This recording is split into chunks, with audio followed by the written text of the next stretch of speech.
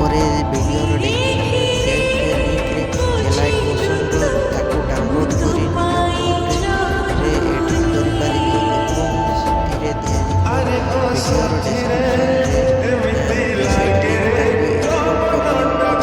ତାପରେ ସେଥିରେ କେମିତି ଚେଞ୍ଜ କରିବାକୁ ଚାହୁଁଛନ୍ତି ତାହା ଚେଞ୍ଜ କରିପାରିବେ ଏବଂ ଚେଞ୍ଜ କରିବାକୁ ଆପଣ ତାକୁ ସିଧା ଡାଉନଲୋଡ଼ କରିପାରିବେ। ଯଦି ଭିଡ଼ିଓଟି ଭଲ ଲାଗିଥାଏ ଚ୍ୟାନେଲଟିକୁ ସବସ୍କ୍ରାଇବ୍ ଏଣ୍ଡ ଭିଡ଼ିଓଟିକୁ ଲାଇକ୍ କରିନିଅନ୍ତୁ।